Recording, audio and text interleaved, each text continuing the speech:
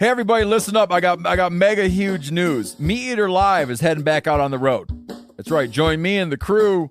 Clay Newcomb, Cal, Yanni, Spencer's going to be there. Phil the Engineer's going to be there.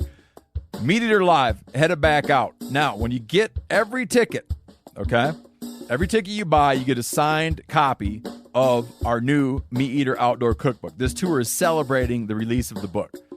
Buy a ticket, get a signed copy, Meat Eater Outdoor Cookbook, wild game recipes for the grill, smoker, camp stove, and campfire, which I'll point out is a $38 value. Here's where we're going to go.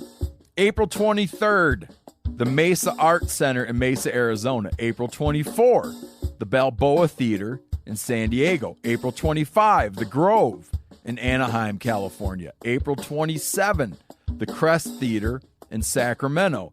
April 29, the Union in Salt Lake City. April 30, the Egyptian in Boise.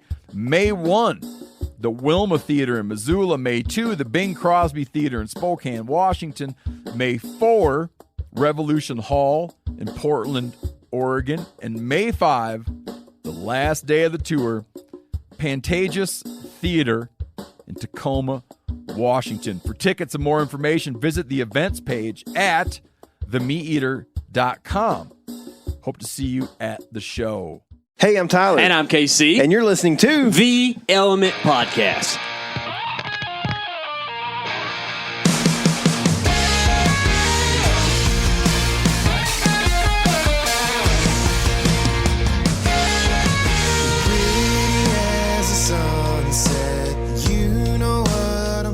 What's going on, everybody? It's the Whitetail Weatherman here, bringing you the latest in rain forecasts here in Texas, because that's what we have. We have been getting dumped on,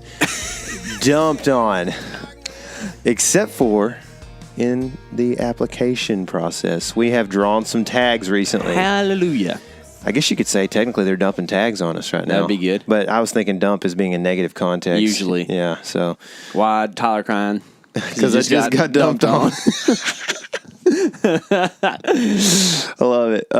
Yeah, we've drawn some tags recently, which is exciting. You know, I mean, none of them have been like sheep tags or anything, but I do actually know somebody I'm very close to that drew a sheep tag in Nevada. That's right, man. The rich get richer. This guy is a hardworking man who's pretty wealthy and has been able to purchase some sheep tags elsewhere, but just was blessed to with draw a lower 48 sheep tag, man. Yeah. How cool is that? Yeah. He's excited about it, too. I talked to him the other day. Yeah. He is, man. He's really pumped. What's crazy is like he has bought a few sheep hunts, but like he doesn't go and buy the like for sure sheep hunt that you can buy for $60,000 or whatever. Like he wants to find a deal and work hard for it because he's been on lots of sheep hunts he hasn't killed on. Yeah. And so like You've been on two of those with him. I have. It's crazy, dude. Like, and he just eats it up. He loves the experience. He loves the stories and stuff like that. And he truly hunts for the right reasons, you know, which is cool. So. Yeah, man. He's a cool dude. He's excited about it. A guy I'm excited to talk to today is Jesse Griffiths. Mr. Jesse. We say this thing a few times here and there, but Jesse might be our most tenured guest at this point with this podcast. I think it's number 4. Described. Not self-described, but described by other people as Texas royalty. So he might have an idea about what to do with a sheep once you shoot it. So maybe we can talk your buddy into listening to this podcast and learn how to cook the thing. How to cook a sheep. That's right. Yeah. But we've got tags rolling in. Sounds like we're going to be doing a lot of whitetail hunting. Yeah. Maybe some other stuff, too. Who knows? Maybe some mule deers. Maybe some deerses. We've been looking at some Nebraska stuff. Some either ors, dude. I'm pumped about Nebraska right now. Are you? Yes. All right. That's good. Because I am not. I found some good-looking stuff last night. I'm going to have to talk Tyler into driving 2 or 3 more hours. Oh, can I just make a bed in the back? You can. Sleep a little bit. That's fine with me. Dude, here's the deal. The standard is our Arizona trip from 2016. And I've seen you do it. Therefore, I know you can do it. I was like 13 years old at that time. I had lots of energy. Well, we drove probably 17 hours that day, right? That's bad. We left at 4. And what always helps when you drive west is you gain an hour with your lose gain, however you want to say it. Though. Yeah, on the way back, it turns into a double. Yeah, so it just really dumps on you. But anyways, there's some good stuff up there, man. I'm pretty stoked about it. Well, I guess. Especially if we have resolved, or this is the announcement. All right, guys. Team Element, which is not a term we like to really throw around very much because it sounds real hibbity outdoor TV, but our group here, we are not going elk hunting unless we find something special. So that's all, I'm going to leave it at that. But this September will be the first time in a long time that we don't enter the elk woods unless something crazy happens. Sad deal for you, man.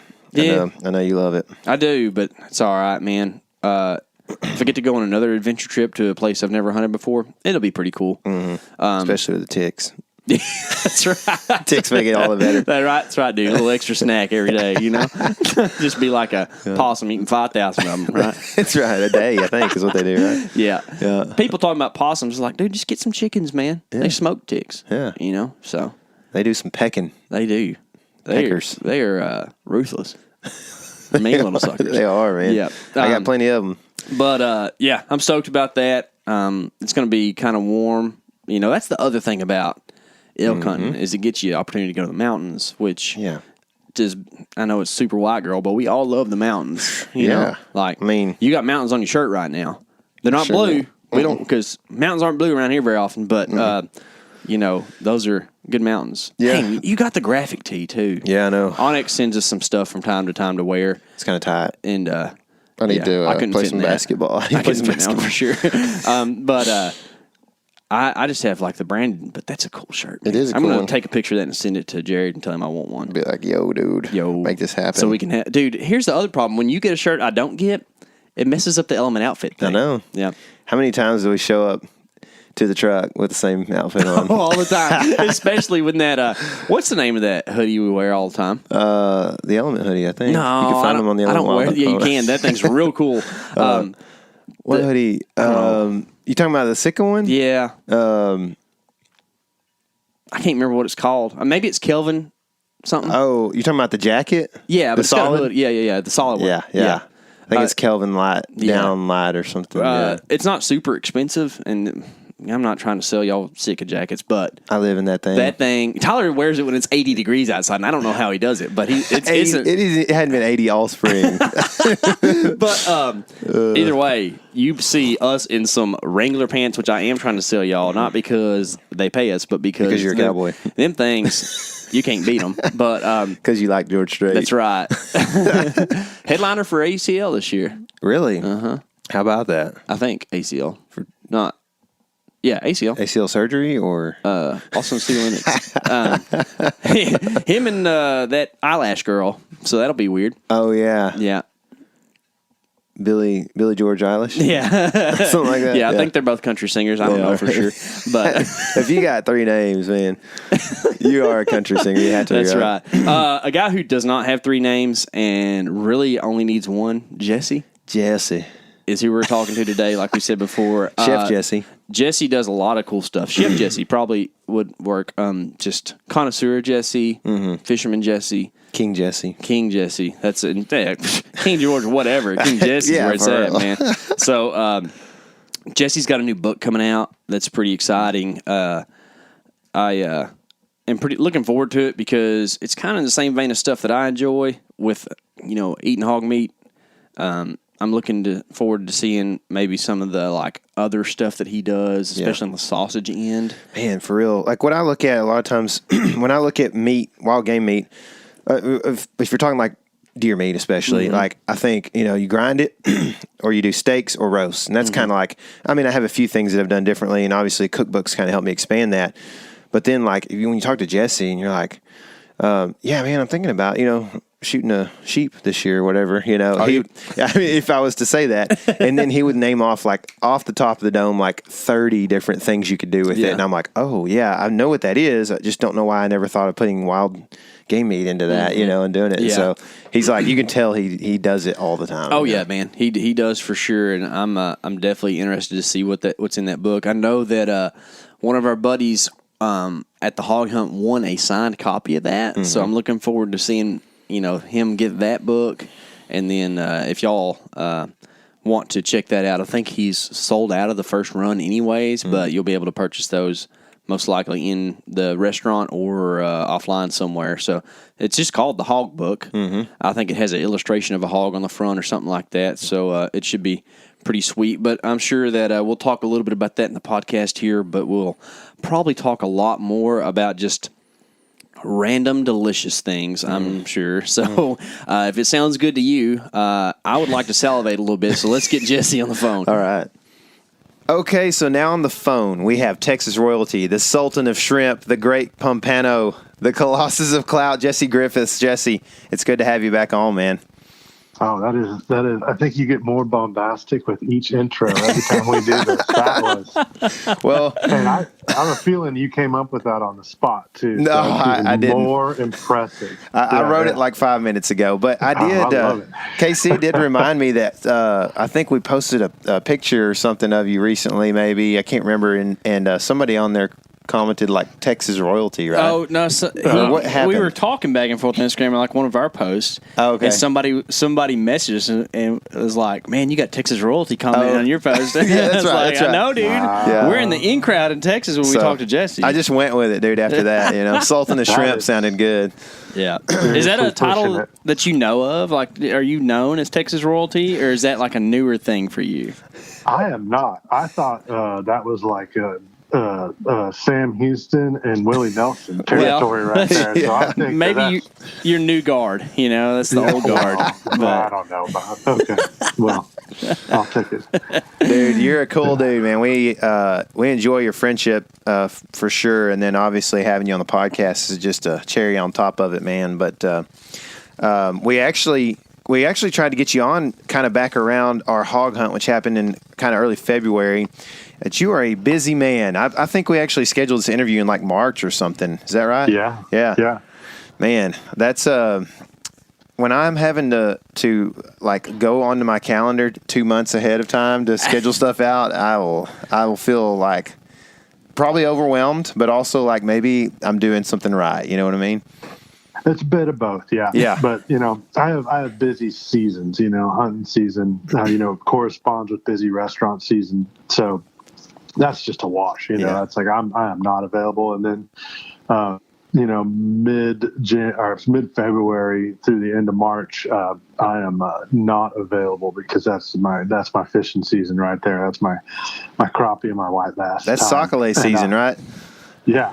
So I purposely don't book myself during that time very much at all. So, cool. But yeah, it's been a busy year in spite of some things. So that's how did the sockeye season go for you this year? It was short. Mm-hmm. It was good, but it was short. I think I probably pulled the plug on it before the spawn was actually over. In full disclosure for the listeners out there, I don't have a boat, so my crappie season is abbreviated, and I like it that way. I really do like that.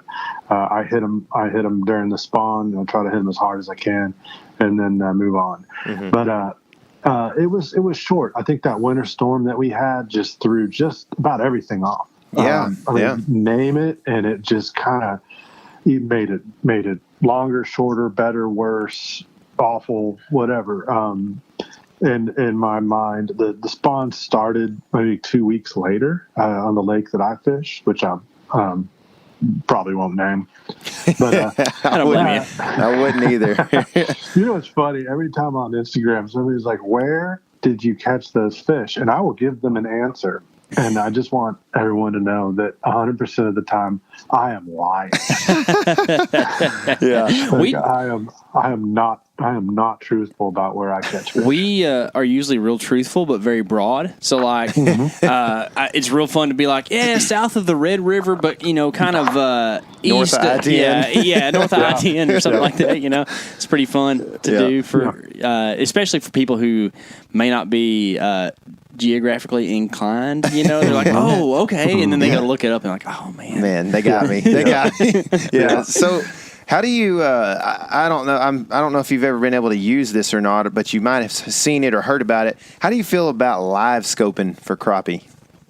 That's really funny. I was thinking about that today. Yeah. And I personally, actually no. I'm sorry. I was thinking about that yesterday because I was fishing a river yesterday. Let's call it the Red River. Yeah. Okay. I can tell that's a lie. Yeah. And I was fishing, and it was a little muddy. The water had come up with all the recent rains, and I almost didn't even go. When I drove over it, I was like, I don't think it's going to be worth it. Turns out it was worth it, but that's a different story. And the water was a little muddier than usual, and usually this river is super clear, so it's not the Red. But anyway, so one thing I realized since I was a little kid, one of the things I enjoy the most about fishing is that you don't know what's in the water. And I think it's like that whole mystery to me is a big part of it. And it's just there's guesswork. And eventually as you mature as a fisherman, you start to just realize where fish are, and you become better and better at it. And it kind of solves that mystery a little bit, but not entirely, and it never will. And so I think to me, live scope is, I'm not going to call it cheating or judge it at all. I think it's totally fine. And if you got me on your boat and we were doing it, I'd probably have a fine time with it. But I have to say personally that I enjoy the mystery of not knowing what's down there and trying to figure out in spite of it. Mm-hmm. I think it's also. Oh, go ahead. Well, I don't know if you saw. We released a video this spring where a friend of a friend, kind of, who's a guide. And basically just a crappie guide, and he has the live scope, and everybody's doing it in the tournaments and stuff now. Mm-hmm. It was so effective that it kind of scared me. I literally, and the guides even on the local lake, they've made a pact they have decreased their personal limits by 5 on a daily limit to take, because it's ridiculous. Like, we caught a lot of crappie the day we went with them, and if we had been trying to figure it out that day, it'd have been like 2, maybe. Yeah. You know what I mean? Oh, absolutely. It was scary how you could find these crappie that were just, they were literally halfway suspended in the water column. I mean, there's just hardly a way to figure it out. Stumps, As a means to a meal, it really makes a lot of sense. Yes. Sure. It's a great way to maximize your time. But if you're going to invest in it, you're probably not a guy who's only going to do it twice a year. So that's kind of like, I don't know. Yeah. But, it's kind of weird. There's a lot of stuff, I think woodsmanship is kind of the umbrella that this stuff falls under, that technology kind of lends itself towards trying to take the edge off of that, and I don't know. Yeah. I don't know how I feel about it, because that's the world we live in, but it's new. It's new because obviously it's a new technology. So I think it's one of those things that just not easy just to process real quick for some people and write off or, whatever. I think also if you're kind of a thinking man, and you enjoy trying to figure out morally how you feel about certain things, then it may take time for you to come to conclusions on stuff. Yeah. So, but you can get real wide with this, because you could say, well, this reservoir isn't natural anyways, so let's just drain the sucker and just get all the fish. What the heck? It's I don't know. It's kind of weird. Yeah, but, where's the line? I guess. Yeah. If it's not naturally flowing river in Texas, it's outside of Cabo Lake, which is now sort of dammed, at least level controlled. I have the solution, guys. Do you? I just thought of Let me hear it. Okay, so there should be some kind of a I hate to say tax here, K.C. Oh, you're going to get my libertarian thing raging here. Okay, there should be some kind of a self-imposed tax. There we go. Okay, that's what we're talking about. That goes on the sales of these live scopes, and it goes towards expanding the state fishery program where we are brooding crappie and stocking more crappie in lakes. What do you think about that? I love it. There's something there. There's something there. Way, it's like if we're going to take more, we're also going to kind of give back to the program that puts more in there. So, I don't know. Yeah. There's so many. It's so complicated. Are you going to do any saltwater stuff this summer? A couple trips. I think I might be going next week on a quick overnight run. I just need to get my crab traps wet. I don't even know if I'm going to bring a fishing pole, but I want to run down there and maybe do a little flounder gigging and some crab traps, maybe just for a night or two. And then we've got some longer trips planned later in the spring, going to Baffin, and then another Matagorda trip where we've got a few nights, and there'll be some more serious crabbing. Are you going to do walk and wade flounder, or are you going out on the boat? Walk and wade. That's cool. Yeah. You have Jerry's LEDs. Is that what you use? I have. It's a cheap little light that I bought, I believe, at Academy. Oh, cool. It's a little PVC deal. It works pretty good, and I've got my patented crab net on one end and gig on the other. There you go, dude. And a little kitty litter bucket that's got a PVC flotation around it that the crabs go in, and we just drag that behind us and scoop crabs and stick flounder. And, that's cool. Then we stuff the crabs into the flounder. Oh my goodness! Oh, dude, you're just what you do is I'm so jealous, dude. Like I can't tell you. If I could make a career like yours, it would be. It's ideal. Like you have to eat. Why not eat well and then make a living off of it? You know, like that's so cool, man. That's cool. Here's an update too. Just yesterday, I don't know why it took me so long to figure this out, and this falls in the category of dress for the job that you want. I went to Parks and Wildlife headquarters yesterday, and I got a commercial freshwater fishing license. Hey, that's cool. And a retail fish dealer's license, which enables me to go and fish for non-game species and then sell it out of the restaurant. Dude. So we are, again, it's like I got to go to work, which, go fishing now. We're going to be able to put sunfish, like bluegills, redbreasts, red ears, probably cichlids too, on the menu. Oh my gosh, dude! Of the restaurant. So, that's cool. I mean, I don't know if anybody else is doing anything like that. No. I mean, if you're talking about like local food, and I don't just even mean the sourcing, but I mean get down to the culture of it too. Yeah. It's so exciting to me to be able to offer stuff like that to even people that don't, fish at all or never had a whole fried bluegill, but to put that on our menu and be like, you read all this about, this farmed salmon is sustainable or, of not of true, least concern. But right. But I mean, let's talk about the sustainability or the footprint of this fish that was caught, 8 miles from here, and it's super prolific fish, and it's delicious. Yeah, and it speaks to our culture too. I mean, and it can survive in a drainage ditch. It doesn't take aquaculture for. Right. So. Yeah. Exactly. Yeah. Exactly. So okay. So let's talk about that a little bit. Where do you plan on? Or I guess how? Like, what techniques are you going to use to source these? Where is a bad question. Yeah, where? Obviously the Red River, but So I mean, obviously you're not taking a fly rod out there and catching these things. Like there's going to be some kind of method, right? That's true, and I think that, I cleared this through a couple game wardens and some very confused people at Parks and Wildlife headquarters, and I went to them, and one person was like, well, you're going to need to also get a boat permit. And I said, well, okay, but I have to get a boat permit for my non-motorized canoe. And they were like, you're a commercial fisherman that doesn't have a motorized boat? I'm like, yes, ma'am. That is true. So they were like, they had no idea what to do, with this permit. But I got it cleared at multiple levels, and I think we're all good. But the technique is just an ultralight rod, and I use mealworms, giant mealworms. Yeah. And that seemed, in my experience, that is absolutely the best bet for sunfish, catfish too. Clobber them. Yeah. Can you serve catfish that way too, or they're not a game species, right?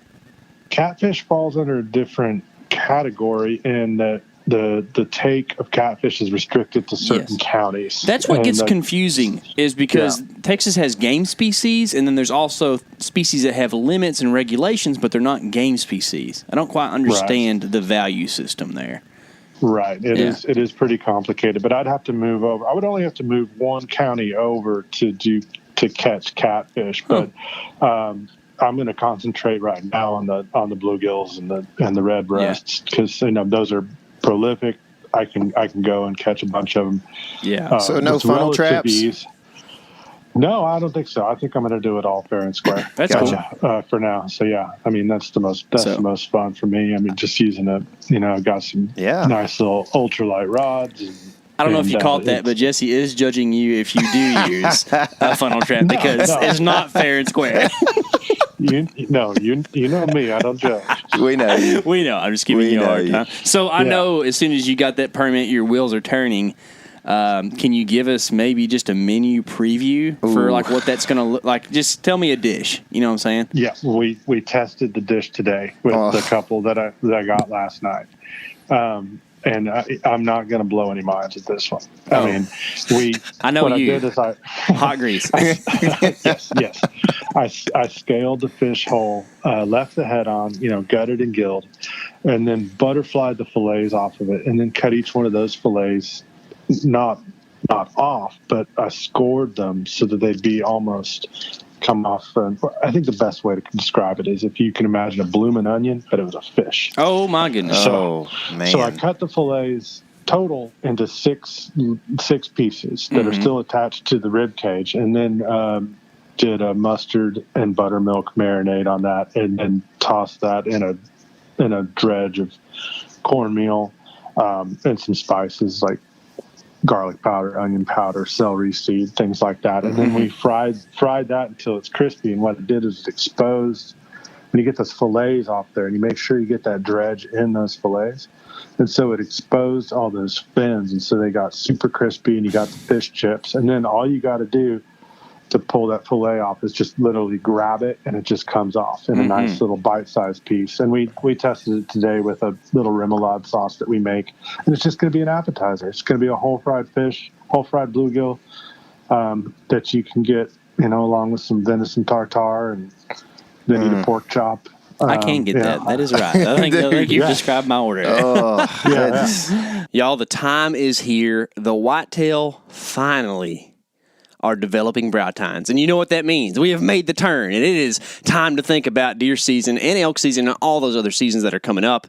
And with that comes tinkering with your equipment. Let me tell you, you need to check out some Vector custom arrows, okay? They have got a sweet website, and it's fixing to get even better, okay? But you can go in, put in all your statistics for your draw length, draw weight, all that stuff, and they'll give you a couple different choices of different arrows to choose. And get this, he just said it was a soft release, but we're going to do a hard release. They just changed all their arrow tolerances to 1/1000th, right? So you have a premium arrow at a good price. And to mention, you now have a Element code to get you 10% off, okay? So just put all caps Element in the discount code box and get you that fat discount on some sweet arrows from Vector Custom Shop. How do you, I guess I have several questions that are kind of bouncing around in my mind here. How long are you doing the marinade part of it? I'd say up to a day or two, because you got that mustard and that buttermilk, and that's going to start to kind of cure it a little bit. The mustard's very acidic, and that's just mostly meant to give it the dredge, the dry mix, something good to stick to. And also that mustard adds so much flavor. That's one of my favorite ways to fry fish is just, and I've seen that a lot lately, people just tossing their fish, the fillets just right, rubbing them down with a little bit of yellow mustard, and then going into cornmeal and then frying that. And it's great because it adds a little acidity to it, little bite. You might not, even if you hate mustard, you might like that, just because it just gives a little more balance. Yeah, and it's a great way to fry fish. Are you using any cornstarch in that? In your toss or whatever with the cornmeal? Not specifically, but you absolutely can. That gets a really nice crunchy coating on there. You can, cornstarch, rice flour is another really good one. To put in there, gets really, really crispy. That's bordering on like tempura at that point in time, right? And that what? Yeah, it could. Yeah, that sounds good. Have you ever tried like a Louisiana hot sauce as like your dredge, I guess, or whatever? You know what I'm saying? Like underneath the breading, I guess. Yes. So, a lot of times I'll add that to the mustard and buttermilk sometimes and get that hot sauce in there to make it, obviously it's spicier. And what you're doing again is you're adding that acid in there. And that's always good in food. It always that's why, squeeze a lemon in your tea or squeeze a lemon on your fish or, salad dressing. It's always that acidity that's really like balancing things, especially something that's rich and fried. So hot sauce is going to be really good in there too. Listen, boys, Tyler spoke for himself a while ago when he said we ate before this. I did not, actually. I have hog spaghetti on the stove that's waiting. So, yeah. Oh, yeah. They ain't in the mood. I know, dude. I have to. When in Rome. That's right. What's a shame, and you might have this up your sleeve, but, one of the most glorious things about sunfish is the coloration. They're kind of the trout of the South, each species has its own cool thing. So it would be kind of cool if you could capture that on the plating in some sense. You know what I mean? Mm-hmm. Like I hear you.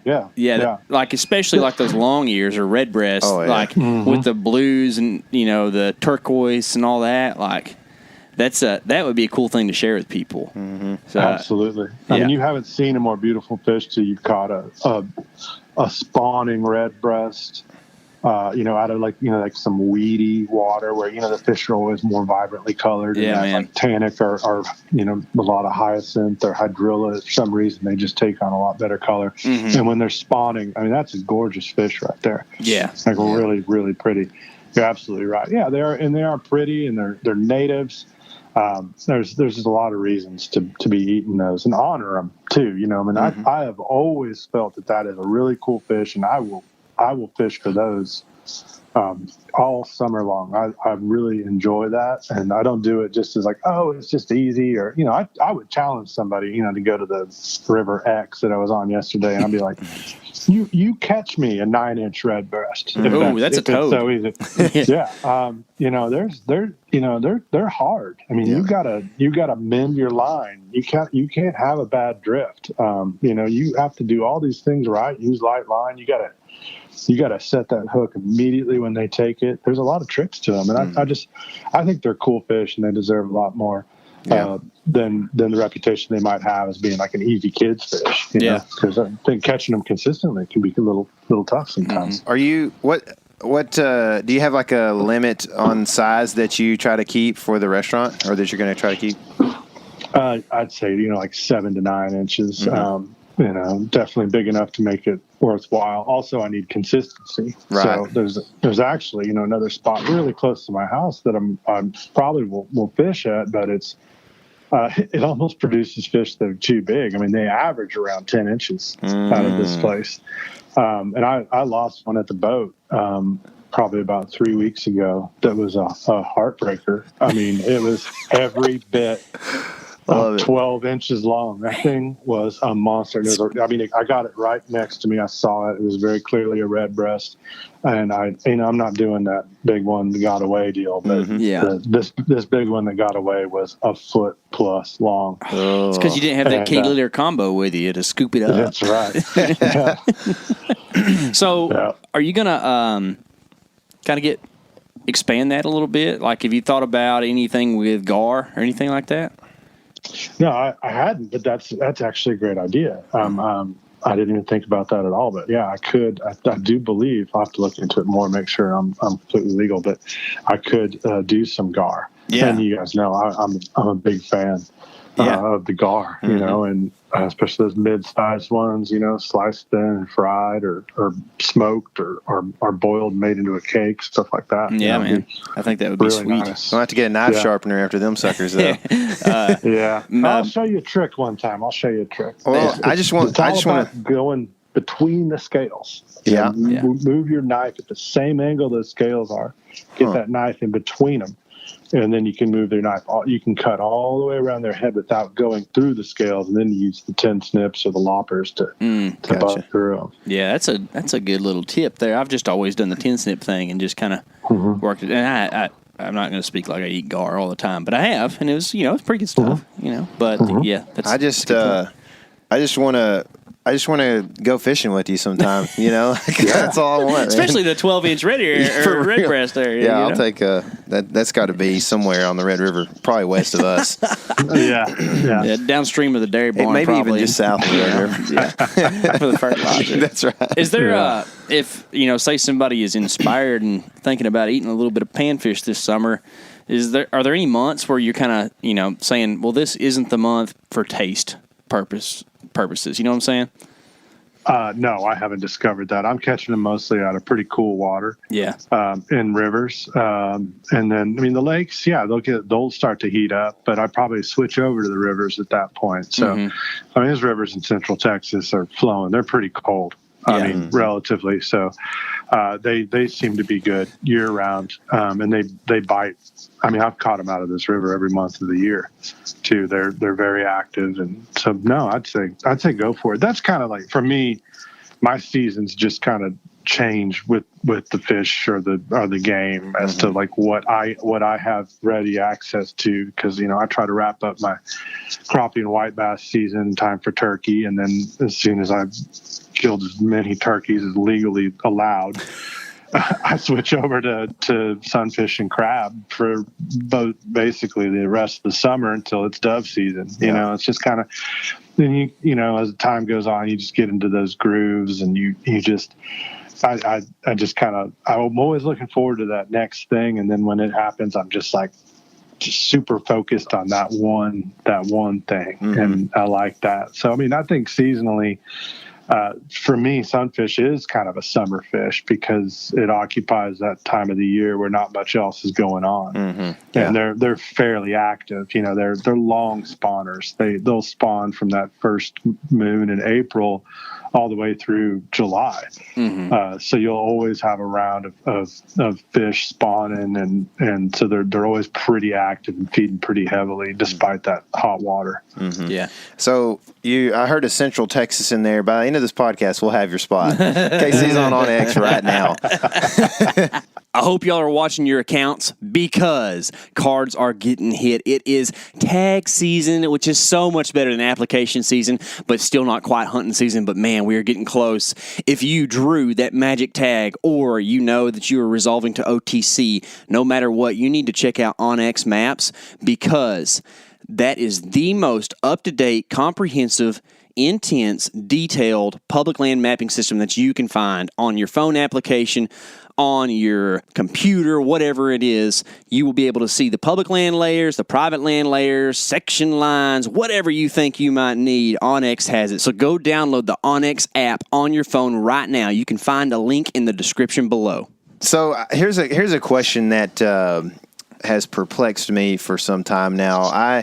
Every time I go to the coast, I try to do some blue crab stuff, crabbing a little bit, and my brother-in-law, he's not really a hunter or fisherman too much, but he goes every time we go do something, and he's all about it. He's up for adventure, and he'll eat anything, so we always do the blue crab thing, but it is so much work, and I'm still confused sometimes when I open up a crab as to because I've heard people say if you eat the gills, make you sick, and all this and that. Can you kind of give me some tips on, I guess, processing crabs? What's the best technique and the easiest way to get the most meat off of those suckers? Yeah, I mean, I think with processing them, something that we discovered the past couple seasons is getting live crabs from the coast back home, wherever that may be. For me, it's 3 hours away, typically in the summer, and it's really hard to keep them alive. And you're either going to get them too cold or too hot. Hitting that sweet spot is pretty difficult. So what we do first is drop them in ice water, and that'll kill them, or at least stun them. Pull them out of the ice water, and then remove the top shell of the carapace, and you do that by, it's kind of hard to describe, but you flip that bottom tab off, and mostly keeping male crabs. So you take that off, and then you pull that top shell off, and it's kind of hard, but you apply a little force to it, and you get that top shell off, and then you pull all the guts and the lungs out, the dead man fingers or whatever you call them, and you pull all that out, and then break that crab in half, and then what you've got is a clean crab that's got all the guts, the bacteria and stuff out of there. And so that'll hold a lot better. It also cooks a little faster, and it's easier to handle when you start cracking it and eating it. And so for transport, we've been doing that. Now, if we're cooking on site, if we're down there on the coast, we just boil them whole. because there's not really any reason to go through that process to keep them fresh if you've still got them alive. That's it. Yeah, I mean that's it. For most people, they're like, yeah, blue crab's a lot of work, and my answer is usually like, yeah, I never said it wasn't. Yeah. So I did last time I was.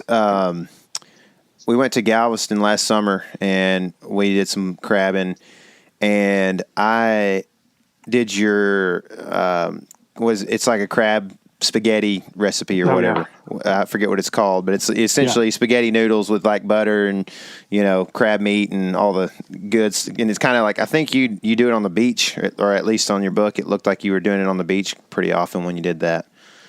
Yeah, butter, lemon, garlic. That's it. That's all the good stuff. It's all the good stuff. It's so good, man.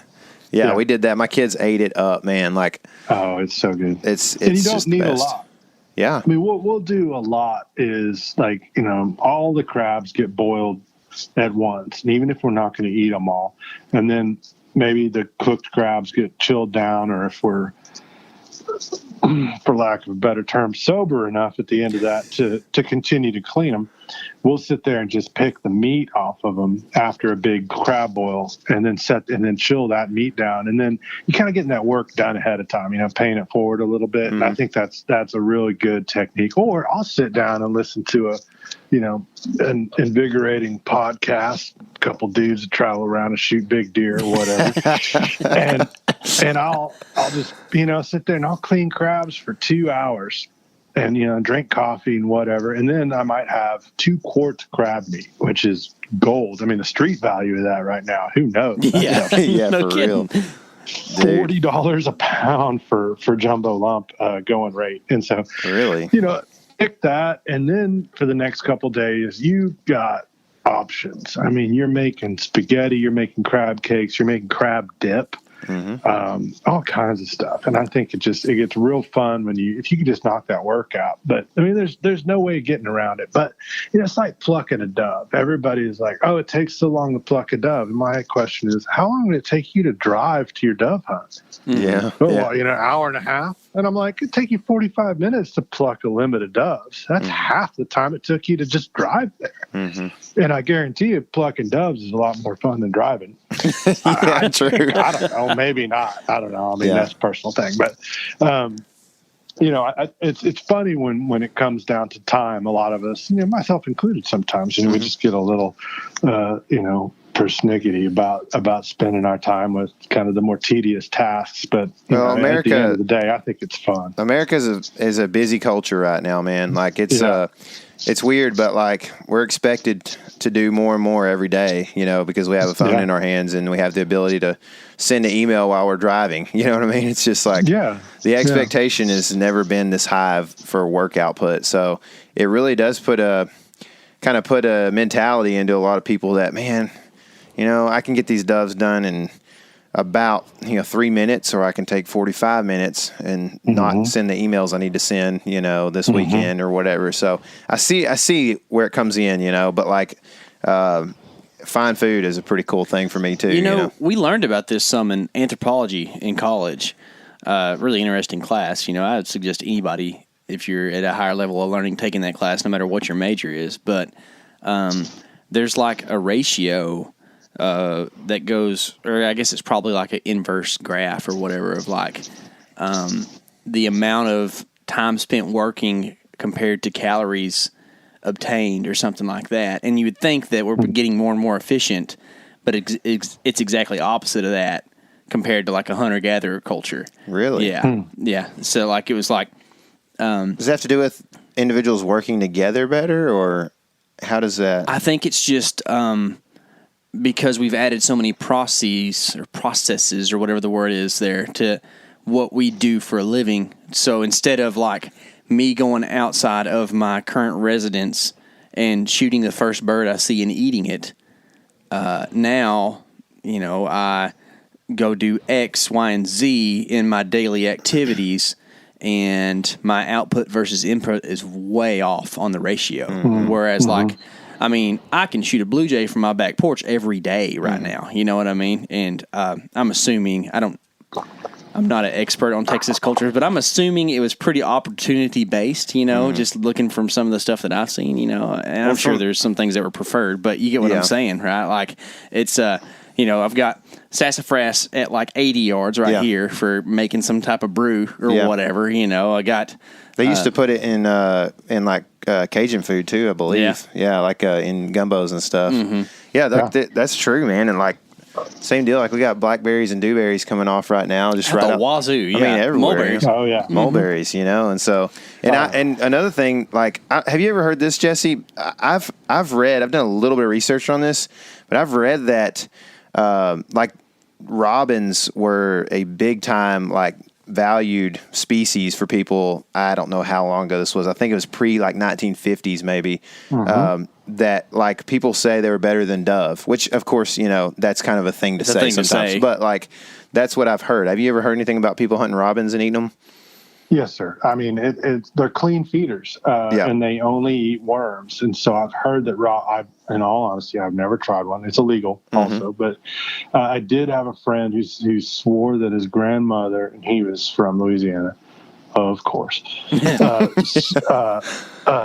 that his grandmother would make robin gumbo. Mm-hmm.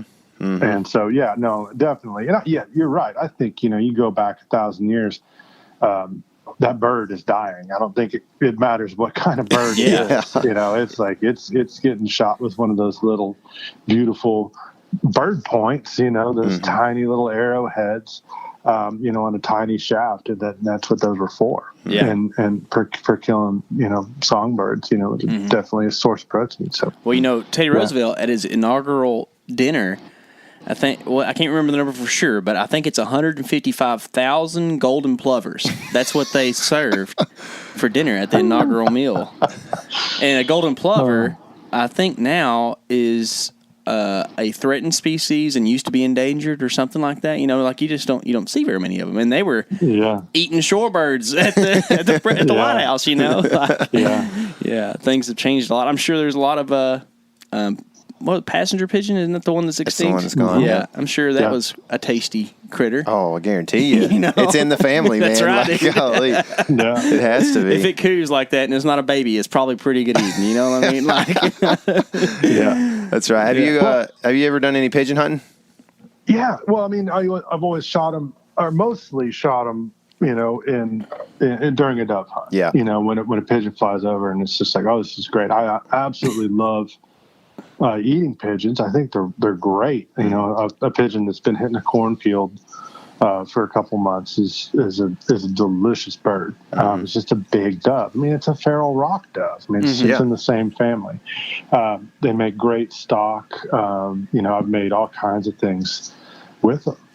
You can slow cook them in the crock pot. You can just take the whole plucked pigeons, throw them in the crock pot, cook them, make some nice stock, and then shred that meat, put that in an egg roll or a taco or whatever it is. And I think you'd be pretty happy with that. I mean, we have a bit of a bias against, the city pigeons.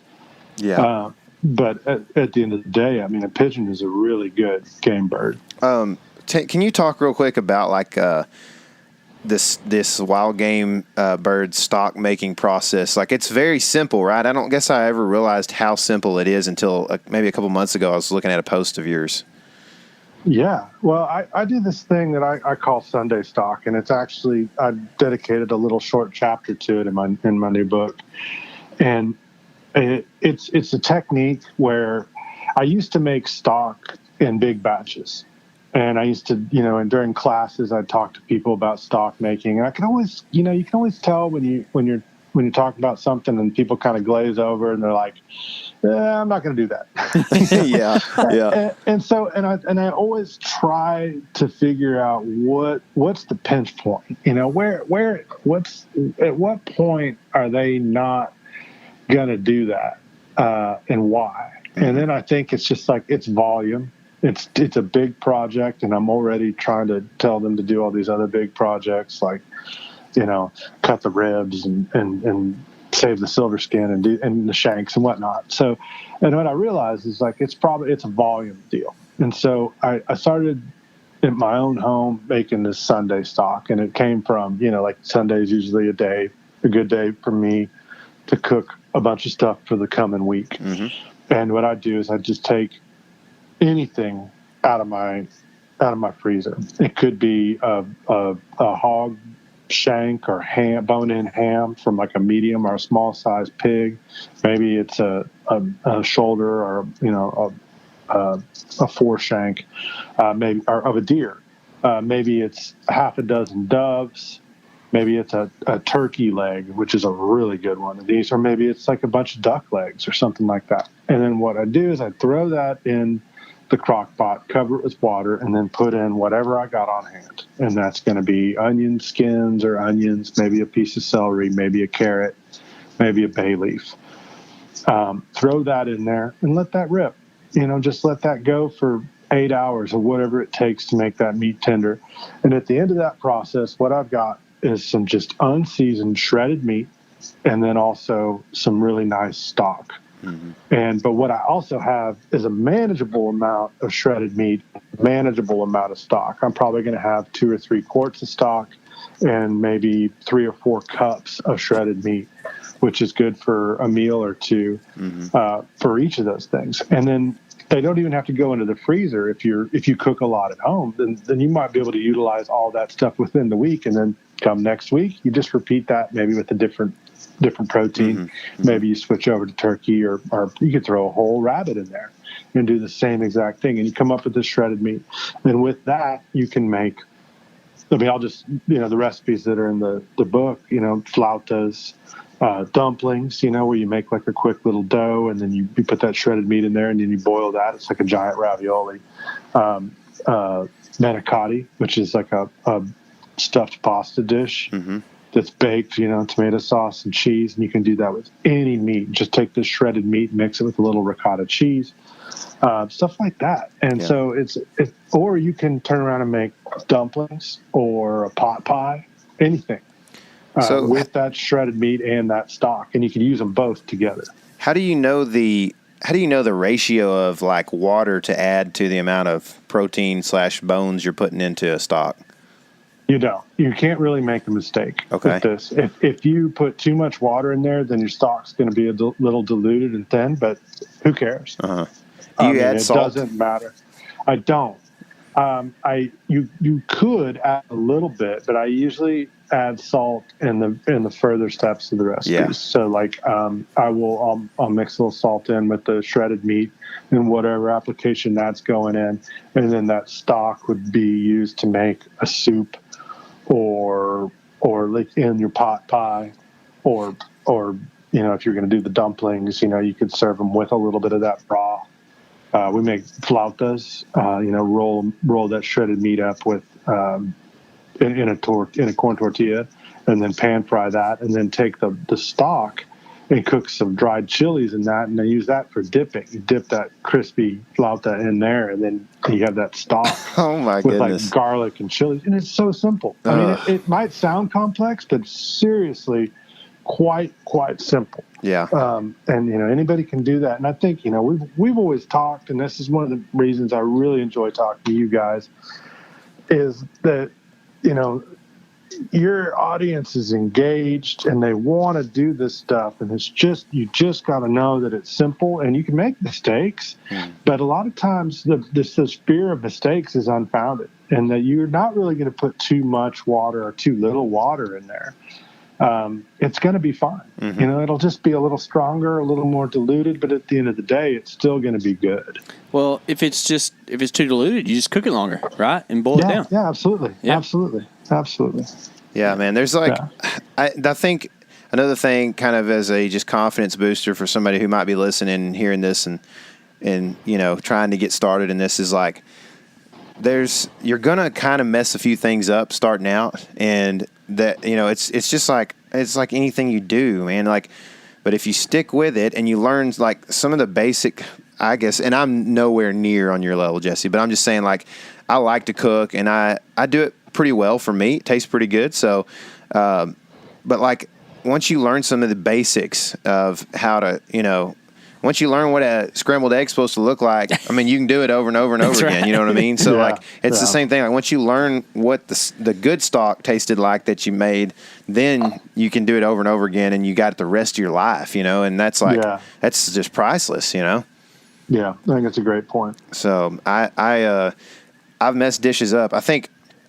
No, that's a good reason to hunt deer is because there's a lot of meat. So if you mess up one dish, you still got more. You know, if you go out and catch 2 redbreasts and you mess one up, you only got one more chance. You know, So for that meal at least. But you know, I mean, something that's a little more valuable, I guess, like an elk backstrap or something. You know, you may only get one of those every 5 years or something. So it's something you don't want to mess up. But I was going to kind of go back to the fish here for a second because here in a couple of weeks, I'm going to actually go to Cabo. And, so my 10-year anniversary was last year, which if, as we kind of talked about, it's disaster of a year for the world pretty much as far as travel and stuff goes. So we didn't get to do our 10-year anniversary trip. And we literally haven't done a trip without my kids in 10 years. So we decided to go to Cabo, and we got us a charter. So I plan on bringing back some fish, like quite a bit. Roosterfish, Dorado. Dorado. Marlin. Yep. Yeah. Are you going after the big ones or just the kind of the mid-range? Well, they're smoking yellowfin tuna and striped marlin right now. But the way I understand it is kind of mid to late June when we'll be there. The Dorado is like, that's when it starts really picking up. And my guide is actually like his favorite fish to catch is the Dorado. So I was going to try to get some tips on you. I don't know how much traveling with meat you've done, but if you had any thoughts about how to, like, what the best way to bring back the fish is, I would be up for hearing that for sure. Yeah, I think if you could back seal it, you might want to just pack a little food saver or whatever the smallest vac sealer that you can. And then I would, vac seal and freeze and then bring it back. I mean, if you can put that in your checked luggage or whatever, or a soft-sided cooler. I mean, most like the Yetis are made to fit as carry-on luggage.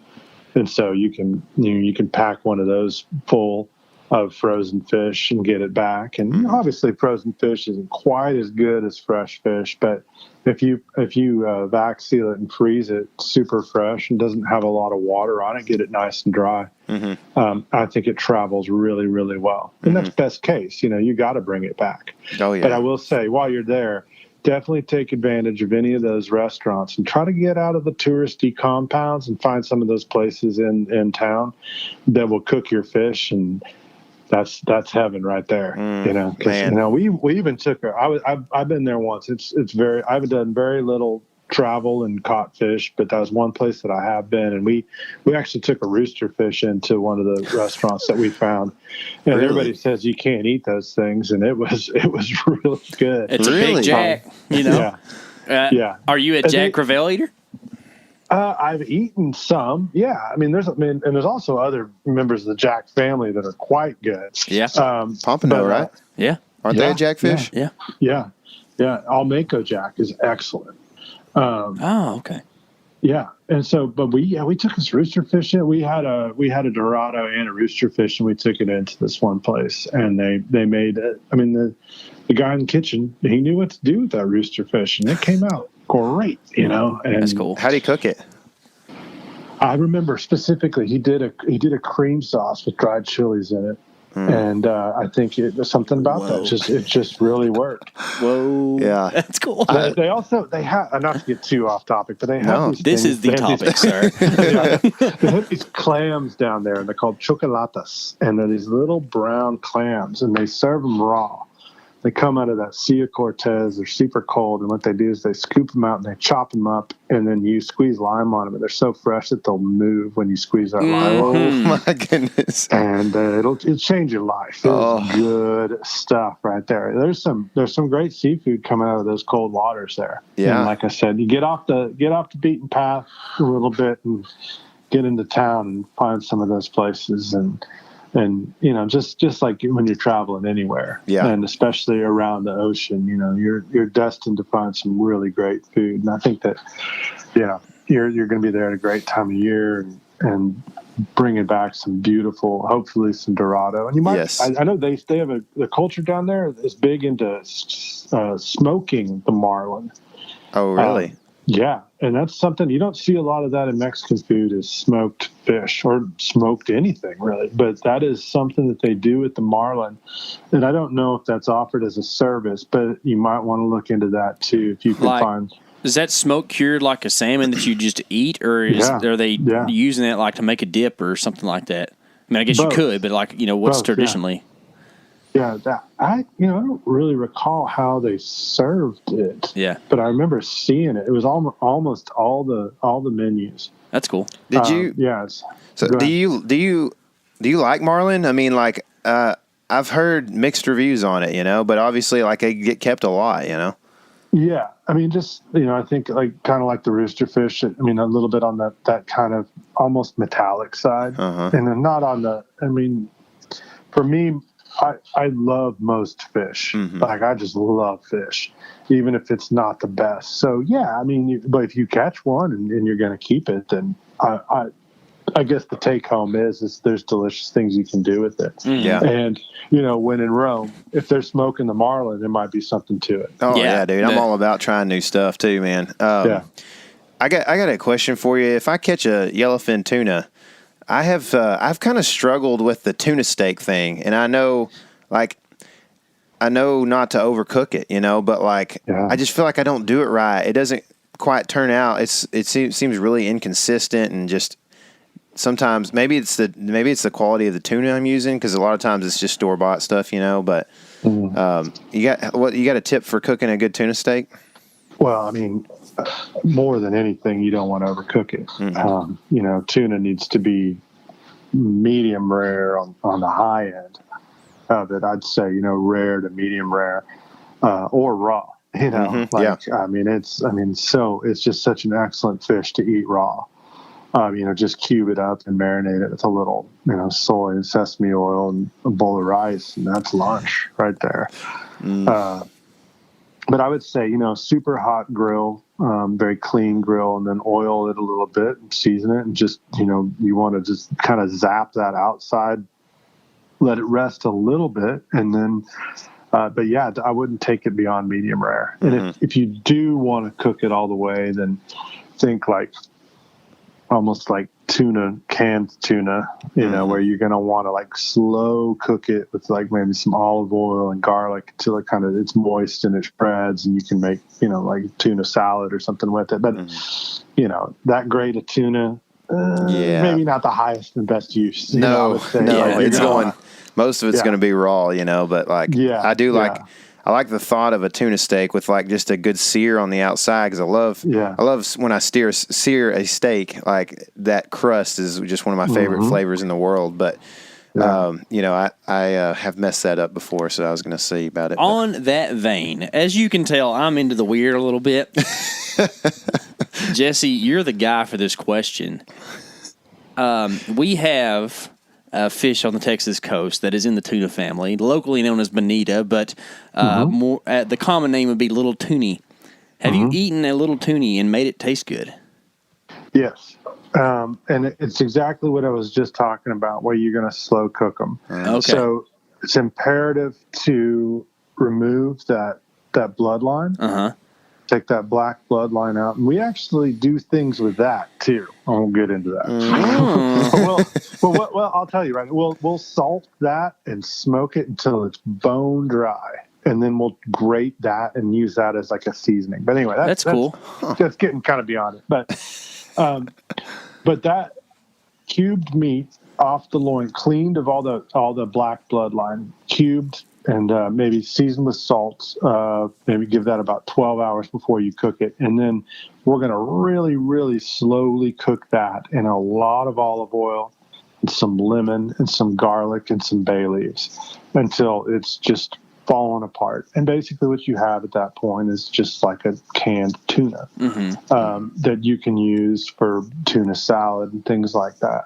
It's not going to be a great grilling fish, But for that application, I mean, if you kept it and your desire is to eat it, I think that's probably the best way to go. Yeah. Now, I guess to just kind of meter that a little bit, if you are, say out in your kayak beyond the breakers, and you do happen to catch one as bycatch whenever you're trying to catch kings or something, are you going to let that thing go, or are you going to try to eat it? Me? Yeah. Oh, I'm eating it. Okay, all right. That's what I want to know. I want to know if it's worth keeping. You know what I mean? Because I've caught a few, and usually they end up being bait for sharks. Is what we usually do with them. But sure, it's that's kind of how the world goes. You have to decide if you want to eat something or use it for bait. A lot of times, same thing with the panfish. Right. But no, that's cool. I'm glad to know. I would like to. I've never messed with that or a jack for food purposes, and I'm kind of interested in it. Yeah. What about if I get into the Dorado? What's the best way to cook those things up once I get home? With Dorado, I think also I like to remove the bloodline from them. I feel like that any of the usually when you get a bad piece of mahi, it's because it's just too old, and you're eating from the store, from a restaurant or something. But I feel like I like to trim out that bloodline fairly well. And then I think just like a really good pan sear on that, a nice, dry the fish real well, get a layer of oil, sear one side, flip it over, sear the other side, and cook it till it's just cooked through. I think, around medium well. And then it'll kind of coast into being done. And it's a really great fish. I think my favorite thing about Dorado is just the texture of it. It's almost like a super tender chicken thigh. It's got a little shred to it almost. It's got like a bigger grain to it. I mean, the flavor is excellent too, but I really love the texture of it. I mean, it grills. You can fry it. It fries really nicely as well. And you could roast it in a real hot oven. You could grill it. You could pan sear it. All those things. I mean, probably a little delicate for smoking. Okay. But I think smoke. You want a more flavorful, oilier fish than that. But real versatile and real crowd pleaser too. I mean, most people are gonna love it. Cool, man. I'm pretty stoked about it for sure. I mean, obviously, like catching a rooster fish would be awesome, but I mean, I think there's a good chance that we catch some tuna and some mahi. So excellent. I'm pretty stoked about it, man. Especially the tuna. I've always wanted to be able to. I've never caught a tuna, and I've always wanted to just have a bunch in my freezer that I could pull out for like 2 months. Yeah. So that's the goal. That's the goal. Yeah. Guys, as you know, we've been working with Cruiser this year, and we are super excited. They have just released their platforms to us, and we've got them in a box right now. I actually received them last night, so we actually have not looked at these things in person because we're going to do a surprise unboxing, and we're going to put that up on the YouTube channel here really soon. So be looking for that, and in the meantime, go shopping at cruisersaddles.com. Okay, so what's been going on this spring, man?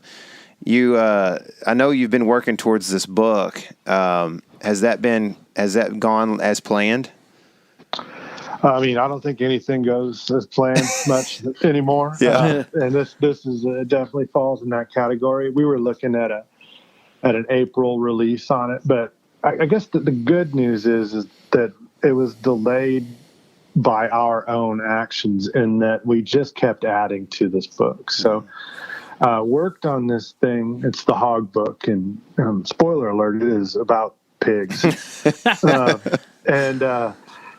It turned out, and when you have it in a file on a computer and you're working on it day to day, you don't realize how big it can be. And then when it finally went to print, it came back at 420 pages. Wow, that's a good Austin number for you. Everybody keeps pointing that out. I have no idea what you're talking about. So it came in. It's huge. I was like, oh, that's why, and we just kept adding recipes. I think we're at about 100, almost 120 recipes in there. That's cool. Man. There are 4 butchery sequences, each detailing a different sized pig. And I mean, I'll just go back up, and it's like this book is just about, kind of demystifying feral hog. It's got, differently from a field, though, it has hunting information in there about, techniques on stalking pigs, on setting up on pigs, baiting them, a recipe for a good hog brew. It's got strawberry Kool-Aid in there. It's got a plan for a rudimentary, like comma or figure 6 hog trap. There's stories about hunting, and then it's got skinning, gutting, different methods. We do like a hanging from the gambrel method. We do the tailgate, gutless method, and we do field dressing. And then it goes into butchering 4 different category sizes of pigs. So small pigs, medium pigs, large sows, and large boars. And then after each one of those butchery diagrams has all the relevant recipes to that size pig. And then it's also got sausage making, curing making a cured ham, different types of like not salami per se, but like spreadable spicy salamis, Texas dry sausages. There's recipes in there for heads. There's recipes in there for testicles. There's recipes in there for hearts, livers, caul fat. And then different cooking techniques, roasting, braising, grilling, chops, tenderloins, name it. It's in there. And, I'm really proud of it. I think it's great. It's got a lot of really good photography in there. We self-published, which also means that we were in control of the edits. So we didn't have anybody up in New York screaming at us that it was too graphic. And It is very graphic. I mean, there's some pictures in there that are, wouldn't have made it into a book had we been under somebody else's control. Mm-hmm, mm-hmm. And so, and then that delayed it a little bit. We launched a Kickstarter for the book in December, and that went better than we could have possibly believed. We were the 6th highest earning cookbook in Kickstarter history. Wow. That's cool, man. Yeah. And so, congrats. We thank you. I mean, we doubled our goal. And I mean, it was just incredible. We came in, which enabled us to just order more books. Yeah. And so we've already sold a giant chunk of them. In fact, this first shipment that's going to land in late June is sold. And they're all gone. And then we have to wait until the next shipment comes in July. And then we should probably get in front of it a little bit at that point, I hope. Mm-hmm. Unless it sells really well, which is not the worst thing in the world. Yeah, for real. Well, I can tell you one thing. In the book is a much better idea than what we had this year, where we decided we would do a video to explain the gutless method. And we actually did get censored on it. So yeah, YouTube hates that. They did not like that at YouTube. So KC, did a lot of work trying to show everybody how to do that, and I don't think anybody got to watch it. But that's just so unfortunate too, because I mean, it's just reality right there versus other things that are not edited, that are not reality. Yeah. And that are far more detrimental and destructive to, say, a young person's psyche than seeing proper method for gutting a hog. So, I'm sorry that happened to you. Well, that's all right. Yeah, it's the way of the world whenever you run a hunting YouTube channel. But, you do your best to, present, like you're saying, the real world stuff. And I think that, not to get just super philosophical on us here, but the removal of death from people's lives is probably a large portion of some of the issues in our society that have come to a head. When people don't understand life and death, then they have a real hard time understanding life and death. It's kind of self-perpetuating, and you need to, if you're going to consume meat, you need to be able to at least understand, not say enjoy, but understand that there is a butchering process, Yeah.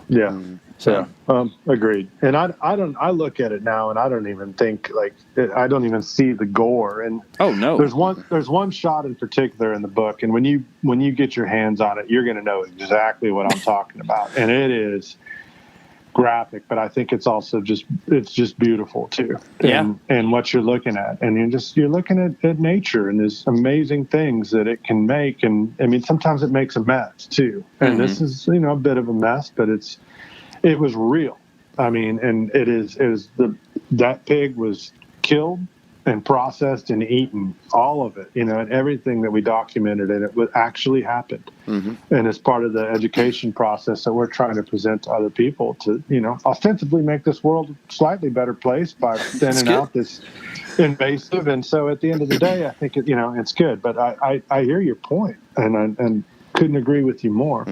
On that. So cool, man. Yeah, absolutely. I would. I hope that success continues for you, man. I really do, because we really do. Like I said, we enjoy your friendship and everything, and what you do is just the coolest, man. Like I've for years now thought, man, the guys that get to cook for a living and show people like this, and then you've taken it to another level, obviously, where it's like these are wild things. This isn't just me cooking a cattle steak or beef steak. Like this is stuff that I'm going out and capturing and making a meal out of. And so it's just such a good quality lifestyle, man, and it's something that I definitely want to pursue. Not necessarily a career out of it, but like the ability to incorporate that into my daily kind of life, my walk, I guess. So it's I hope that it continues to do well for you, man, and I'm excited for the success you've had. I'm looking forward to the book, because I've used your book quite a bit, but in the last 3 years, I'm such a whitetail bum that I haven't had a house, and so I've been very limited on my cooking and what I can do, and been don't have many utensils and all this and that, and I'm like I'm weeks away from moving in right now to our new house. Good. So like I literally, like, the first things that are coming out are my cookbooks, so I'm excited. Well, I'll get one to you guys. Awesome, dude. Yeah. I'm real proud of it. I think that people are gonna enjoy it, and I think that it's just like that demystification process that surrounds hogs. And I've always said I'm not advocating that we eat every single one of them, but every single one of them that's dead, if we give it a better chance of getting eaten, then I think I've done my job. And you don't have to eat them all, but definitely give them a shot, and don't believe everything you hear. Yeah. I.e. the rooster fish, right? Yeah. Hey, while we got you on the phone, tell everybody about your restaurants again, just so they have a refresher. Yeah, so Daidue is open. Dining room's open. Yeah. Oh. I mean, ironically, we're not at full capacity, but it has nothing to do with COVID. It has to do with a nationwide restaurant staff shortage. Yeah. It's funny how that works. Just one thing after the other. But anyway, but our dining room is open.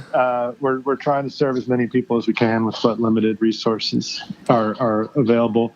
The menu is just popping right now. It's the best time of year. All these farms around here recovered pretty well from the big freeze, and we got in our first blueberries, our first peaches today. All right. We're still seeing, these blueberries are incredible. We're seeing some spring vegetables like carrots and leeks and lettuces and things like that. So the menu changes often. It's all locally sourced. We, a lot of game meats. We're serving a lot of nilgai these days, a lot of feral hog. We serve domestic hog. We serve, dry-aged Wagyu beef from south of San Antonio, quail, chicken, and then a lot of fish, too. We're doing, black drum. And then hopefully, if I can get my butt in gear, have some bluegills on the menu here. Yeah. It's a fun little menu. It's very simple. I think it's pretty approachable. All Texas wine and beer, also, just to stay with the theme. What about shrimp? Are they in right now? Definitely. Yeah. We do. I prefer those white shrimp, the bay whites. So we're trying to, just get our sources realigned. We kind of, a lot of that stuff got dropped in the last year where we didn't have a full menu, and we got to kind of reestablish where we're getting everything, and and everything's a little off kilter, and prices are going up. Seafood is extraordinarily high right now. It's crazy. But yeah, we'll definitely have shrimp on here soon.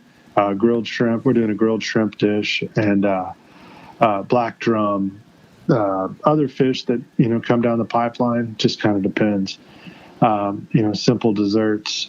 It's a fun place. And then I've been to Daidue, and it's fantastic. And I was honestly surprised that it wasn't as expensive as you would think. You know what I mean? Like, you would think that the way that you guys have to source and stuff, that it's it's not quite so commercialized, and it would be more expensive. But it was very fair and approachable for a normal person. Yeah, for a normal person. Yeah, and I was like, man, this is. So then we went and bought books and shirts and everything. We were like, we got money left over. We bought everything we could, man. We left there with handfuls.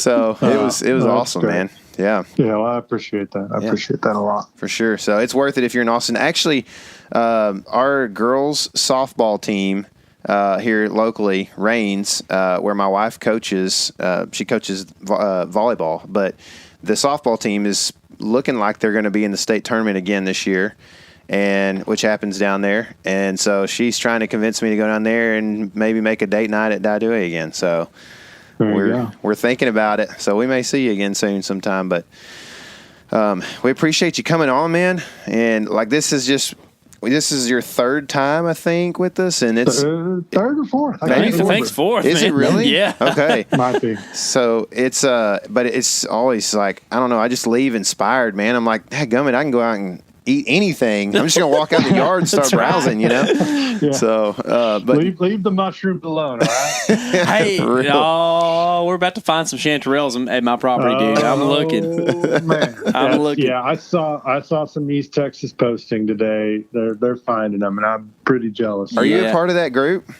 that I'm thinking of? No. Okay. No, I'm not. Okay. Yeah. I look for some. This is not the best part of the world for mushrooms out here. We find a few morels and maybe a chanterelle or two, but you guys are definitely more in it. Yeah, we can find the shanties for sure.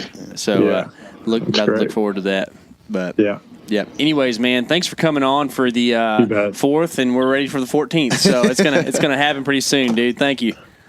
Yeah. Well, it's always a pleasure to talk to you guys, and I appreciate you letting me come on and chit chat.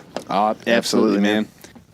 The only thing I can think of that would go with all this that we didn't talk about is a good old fresh heirloom tomato. Hot diggity dog. I was walking around my garden this morning looking at my late over corn because we had a... Was it sleeping still? Yes. Dude, the wind got crazy yesterday while we were here. But I've got blooms on a lot of my black brandy wines, and I've got a couple little Cherokee Purps tomatoes ready. They're ready, or they're coming out? They're coming out, and I've got a Sweet Million, which is not an heirloom, out there that I picked this morning. I'm going to let ripen up today and eat this evening. So I've got Sweet 100s that are about to go nuts. Like, there's some turning yellow right now, and I've got a pink brandy wine that is about that big, which for people who can't see is about 2.5 inches. And I got some kind of bluish purple one coming off already. It's not blue. It's not super blue yet, but it's got a little bit of color in it. It sounds good. Yeah. I like that. So I'm pretty excited. We've actually, you said we were here when the corn got blown over yesterday. We actually have been doing these hunt breakdowns. So like, if you go to YouTube, you'll be able to see some of these things start leaking out this summer.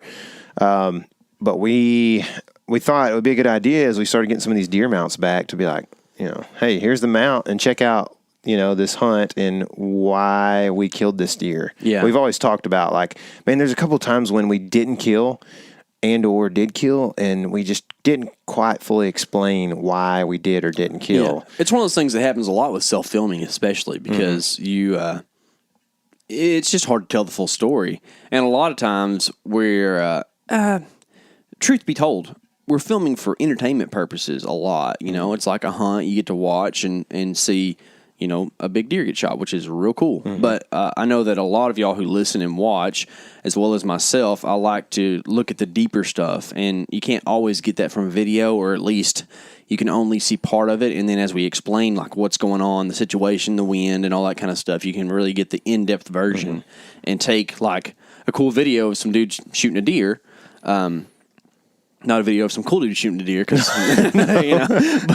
and then actually help that or let that help you be successful this year. It's kind of like you could go to the game and watch the game and kind of make your own assumptions and stuff like that, and you don't get to really you're sitting third deck, you don't get to hear what's going on in the field and stuff, and I mean, or you could stay at home and watch it on TV and have some of the inside info with the reporters talking to the coaches and the commentators talking throughout the game about what's going on and what they're seeing as ex-NBA players or whatever, So that's kind of what we're doing is we're ex-NBA players as well. And we're sitting there kind of commentating the whole time and going like, these are the things that I'm thinking right now that I didn't get to talk about in the interview after I messed this up. I call it red pilling.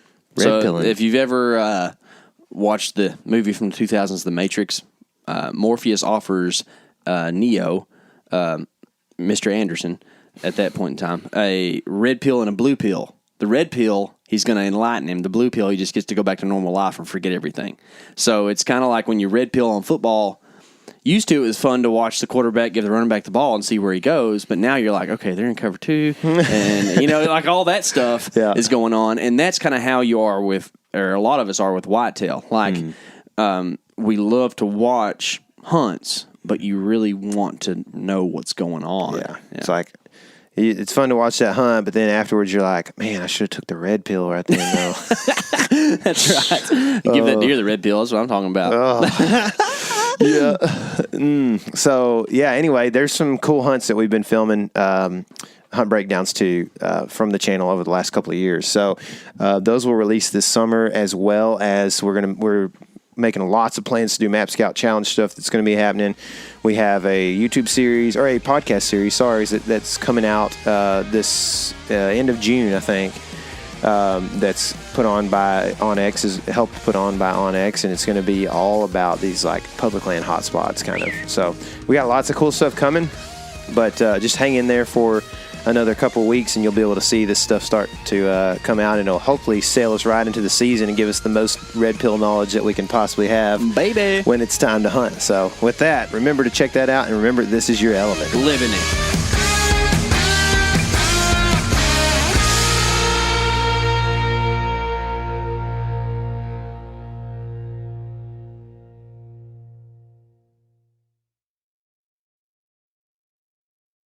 Hey everybody, listen up. I got mega huge news. Meat Eater Live is heading back out on the road. That's right. Join me and the crew. Clay Newcomb, Cal, Yanni, Spencer's going to be there. Phil the engineer's going to be there. Meat Eater Live headed back out. Now, when you get every ticket, okay? Every ticket you buy, you get a signed copy of our new Meat Eater Outdoor Cookbook. This tour is celebrating the release of the book. Buy a ticket, get a signed copy, Meat Eater Outdoor Cookbook, wild game recipes for the grill, smoker, camp stove, and campfire, which I'll point out is a $38 value. Here's where we're going to go. April 23rd, the Mesa Art Center in Mesa, Arizona. April 24th, the Balboa Theater in San Diego. April 25, the Grove in Anaheim, California. April 27, the Crest Theater in Sacramento. April 29, the Union in Salt Lake City. April 30, the Egyptian in Boise. May 1, the Wilma Theater in Missoula. May 2, the Bing Crosby Theater in Spokane, Washington. May 4, Revolution Hall in Portland, Oregon. And May 5, the last day of the tour, Pantages Theater in Tacoma, Washington. For tickets and more information, visit the events page at themeateater.com. Hope to see you at the show.